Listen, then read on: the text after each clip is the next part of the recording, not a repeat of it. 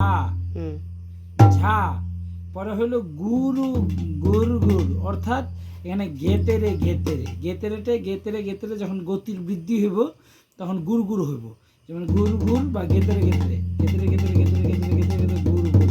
ঝা গুর গুরু ঝা ঝি না, অর্থাৎ গেতেরে গেতেরে এটা গিয়ে গুর গুর হইব, গুর গুর গুর গুর গুরু গুরু গুরু গুরু গুরু গুরু ঝা গুরু গুরু, মানে গেতেরে গেতেরে গুরু গুরু দুইবার আছে, গেতেরে গেতেরে দুইবার বাজাইতে লাগবে, গেতেরে গেতেরে ঝা গুরু গুরু যা ঝি না, ঝা গুরু গুরু যা ঝি না, ঝা গুরু গুরু যা ঝি না, যা ঝি না, যা ঝি না, তিনবার বাজাইতে লাগবো।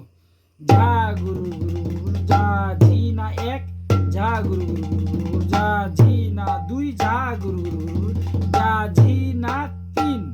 এটা গেল। পরে এটার হলো সংক্ষিপ্ত তেহার, যা ঝি না যা ঝি না, এটা হলো গুরুবাণী শেষ হলো।